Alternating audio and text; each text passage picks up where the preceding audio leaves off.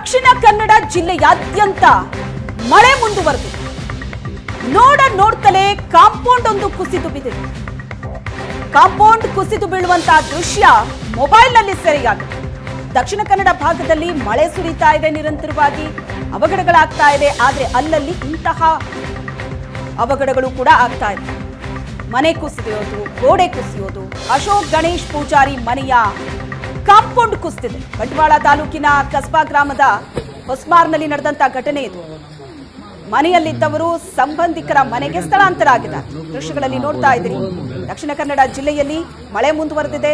ಮಳೆಯಿಂದ ಒಂದಷ್ಟು ಅವಘಡಗಳಾಗ್ತಾ ಇದೆ. ಕಾಂಪೌಂಡ್ ಕುಸಿದು ಬೀಳುವಂತಹ ದೃಶ್ಯವನ್ನ ನೋಡ್ತಾ ಇದ್ದೀವಿ. ನೋಡ್ತಲೇ ಕಾಂಪೌಂಡ್ ಕುಸಿದು ಬಿದ್ದಿದೆ. ಈ ಮಣ್ಣು ಕುಸಿಯೋದು ಮತ್ತೆ ಜಾಸ್ತಿ ಆಗ್ಬೋದು ಅನ್ನೋ ಕಾರಣಕ್ಕೆ ಮನೆ ಮಂದಿಯನ್ನ ಬೇರೆ ಕಡೆ ಸ್ಥಳಾಂತರ ಆಗಿದ್ದಾರೆ. ನೋಡ್ತಿದ್ದಂತೆ ಕಾಂಪೌಂಡ್ ಕುಸಿದು ಬಿದ್ದಿದೆ. ಮೊಬೈಲ್ನಲ್ಲಿ ಸರಿಯಾದಂತಹ ದೃಶ್ಯ ಇದು. ಈ ರೀತಿ ಘಟನೆಗಳು ದಕ್ಷಿಣ ಕನ್ನಡ ಭಾಗದಲ್ಲಿ ಅಲ್ಲಲ್ಲಿ ನಡೀತಾ ಇದೆ. ನಿರಂತರವಾಗಿ ಸುರಿತಾ ಇರೋ ಮಳೆಯಿಂದಾಗಿ ನದಿ, ಸಮುದ್ರ ಉಕ್ಕಿ ಹರಿತಾ ಇದೆ. ರಸ್ತೆ ತುಂಬೆಲ್ಲ ನೀರು, ಮರಗಳು ನೆಲಕ್ಕುರುಳಿದೆ, ಮನೆ ಗೋಡೆ ಕುಸಿದಿದೆ, ಕಾಂಪೌಂಡ್ ಕುಸಿದಿದೆ.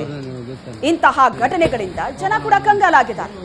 ಕಾಂಪೌಂಡ್ ಕುಸಿದು ಬೀಳುವಂತಹ ದೃಶ್ಯ ಮೊಬೈಲ್ನಲ್ಲಿ ಸರಿಯಾಗಿತ್ತು. ಆ ದೃಶ್ಯವನ್ನ ನೋಡ್ತಾ ಇದ್ದೀವಿ. ಬಂಟ್ವಾಳ ತಾಲೂಕಿನ ಕಸಬಾದಲ್ಲಿ ನಡೆದಂತಹ ಘಟನೆ ಇದು. ಮಳೆ ಇನ್ನೂ ಕೂಡ ಮುಂದುವರೆದಿದೆ. ಆತಂಕ ಕೂಡ ಇದೆ ಜನರಿಗೆ.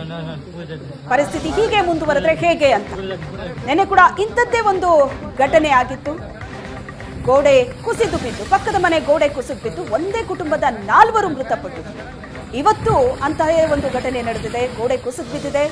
ಆದರೆ 2 ಮಕ್ಕಳು ಅದೃಷ್ಟವಶಾತ್ ಪ್ರಾಣಾಪಾಯದಿಂದ ಪಾರಾಗಿದ್ದಾರೆ. ಇನ್ನು ಅಲ್ಲಲ್ಲಿ ಕಾಂಪೌಂಡ್ ಕುಸಿದಿರೋದು, ಮಣ್ಣು ಕುಸಿದು ಬಿದ್ದಿರೋದು, ಇಂತಹ ಘಟನೆಗಳು ದಕ್ಷಿಣ ಕನ್ನಡದಲ್ಲಿ ಆಗ್ತಾ ಇದೆ. ಅಶೋಕ್ ಗಣೇಶ್ ಪೂಜಾರಿ ಮನೆಯ ಕಾಂಪೌಂಡ್ ಇದು. ಕುಸಿದು ಬೀಳ್ತಾ ಇರುವಂತಹ ದೃಶ್ಯ ಮೊಬೈಲ್ನಲ್ಲಿ ಸೆರೆಯಾಗಿದೆ. ಈಗಾಗಲೇ ಜಿಲ್ಲಾಡಳಿತ ಸಾಕಷ್ಟು ಎಚ್ಚರಿಕೆಯನ್ನ ದಕ್ಷಿಣ ಕನ್ನಡ ಭಾಗದಲ್ಲಿ ಜನರಿಗೆ ಕೊಟ್ಟಿದೆ. ಆ ಕಡೆ ಬರುವಂತಹ ಪ್ರವಾಸಿಗರಿಗೂ ಕೂಡ ಎಚ್ಚರಿಕೆಯನ್ನ ಕೊಟ್ಟಿದೆ. ಸಮುದ್ರಕ್ಕೆ ಇಳಿಬೇಡಿ ಅಂತ. ದಕ್ಷಿಣ ಕನ್ನಡ ಜಿಲ್ಲೆಯಲ್ಲಿ ಈಗ ಮಳೆ ಮುಂದುವರೆದಿದ್ದು ಅದರ ಅವಾಂತರದ ದೃಶ್ಯವನ್ನ ನೋಡ್ತಾ ಇದೆ.